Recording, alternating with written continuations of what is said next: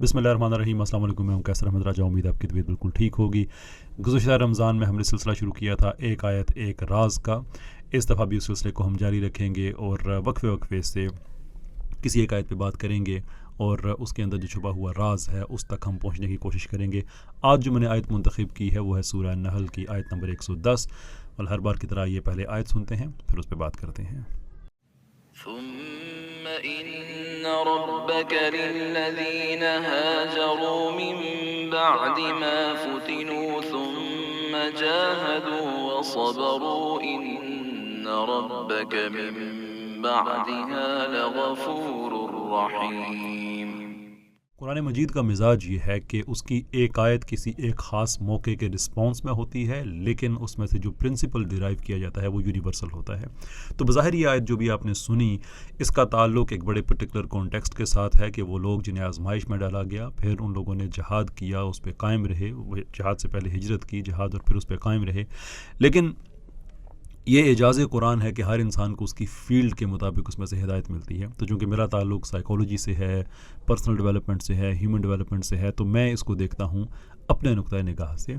तो इस आयत में अल्लाह ताला ने 4 नुकात बयान किए हैं कि किसी भी इंसान ने अगर अपनी ज़िंदगी में एक सब्सटेंशियल इकरार वाकई तब्दीली अगर लेके आनी है तो फिर 4 मराहिल से उसको गुजरना होगा। सबसे पहला ये कि वो आजमाइश में डाला जाएगा, जिसके 2 पहलू हैं।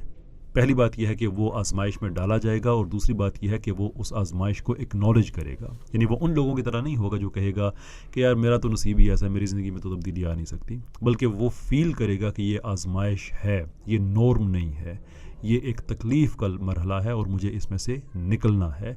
इस रियलाइजेशन के बाद फिर वो हिजरत करेगा।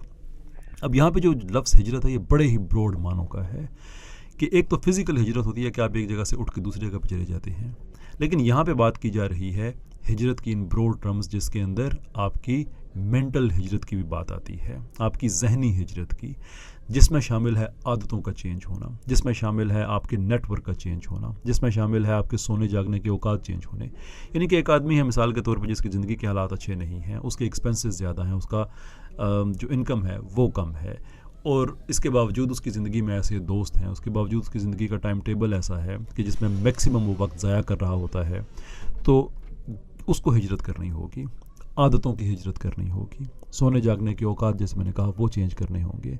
ऐसे दोस्त जो इस चीज़ का ख्याल नहीं करते कि उसके माशी हालात कितने बुरे हैं, बल्कि वो हमेशा उसको गप्पों में उसका वक्त ज़ाया करते रहते हैं, सारी सारी रात जगा के उसके साथ कभी यहाँ घूमना कभी वहाँ घूमना। वो स्टूडेंट है तो उसको पढ़ने ना देना, यार यही ज़िंदगी है जवानी की, जो बातें आमतौर पर की जाती हैं कि यही अय्याशी के 4 दिन है, सारी ज़िंदगी आगे शादी करके हमने सर जिम्मेदारियाँ पूरी करनी है तो वो भी कर लो। वो ये नहीं देखते कि अपने दोस्त की पढ़ाई का खर्च कर रहे हैं। तो उन दोस्तों से अल्लाह ताला ये मुखातिब हो रहा है कि जिनके ऐसे दोस्त हैं कि तुमने फिर हिजरत करनी है, अपने नेटवर्क को अपडेट करना है, इन लोगों से ताल्लुक़ तोड़ना है, पैराडाइम चेंज करना है। You have to migrate towards positivity. और पॉजिटिविटी से मतलब ये नहीं कि जो मोटिवेशनल स्पीकर की पॉजिटिविटी होती है ना कि खुश हो जाओ, पॉजिटिव हो जाओ, मैं उसकी बात नहीं कर रहा। मैं कह रहा हूँ कि अपने आगे पीछे एक पॉजिटिव माहौल को इंस्टॉल करना और उसके अंदर रहना। So you migrate towards that, हिजरत करते हैं आप, और उसके बाद फिर आप जहाद करते हैं, अपने हालात को चेंज करने के लिए आप कोशिश करते हैं। और कोशिश ऐसे नहीं करते कि आप कहें कि मैंने अभी कोई काम किया तो मुझे फ़ौरी नतीजा मिल जाए, अभी मुझे 1 लाख रुपया मिल जाए, 1 करोड़ रुपया मिल जाए, ऐसा नहीं है, बल्कि जहद मुसलसल करते हैं। You keep on doing that. और जो आखिरी पॉइंट है वो सबसे इम्पोर्टेंट है, जो ट्राइड एंड टेस्टेड है, और वो ये कि उस पर कायम रहते हैं। यानी कि जो कोशिशें वो कर रहे हैं उनमें वो कंसिस्टेंट होते हैं, because consistency is the key. Recently अभी एक साइकोलॉजी में एक्सपेरिमेंट हुआ, रिमार्केबल, अभी टेड टॉक पे उसको रिपोर्ट भी किया गया है, ऑब्वियसली जो उसकी रिटन फॉर्म है वो तो मौजूद है ही, कि व्हाट सेट्स पीपल अपार्ट। जो कामयाब तरीन लोग हैं, कौन सी ऐसी चीज़ है जो उनको जुदा करती है बाकी लोगों से जो नाकाम रह जाते हैं। टैलेंट इतना मैटर नहीं करता इसमें आपकी स्किल मैटर नहीं करती। ये आपको इस साइकोलॉजिकल स्टडी का मैं आपको रिज़ल्ट बता रहा हूँ। जो सबसे ज़्यादा चीज़ मैटर करती है वो कंसिस्टेंसी है, वो आपकी परसवेरेंस है कि आप कितनी जदोजहद के साथ आप सर को झुकाए रखते हैं और अपने काम पे आप लगे रहते हैं। How long can you do that for? The longer you can do it, the closer you will get to your destination. ये 4 चीज़ें हैं।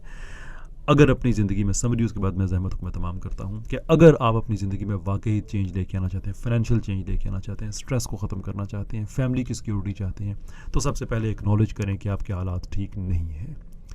मैं उन लोगों में से नहीं हूँ जो समझते हैं कि जो आपके नसीब में लिख दिया गया है आपने उसको चेंज करने की भी कोशिश नहीं करनी। ऐसा नहीं है। अगर ये ऐसा हो तो तकदीर मौलक का पूरा कॉन्सेप्ट ही ख़त्म हो जाता है। सो एक्नॉलेज कि जो कुछ हो रहा है ये ठीक नहीं हो रहा, अब इसको चेंज करना है।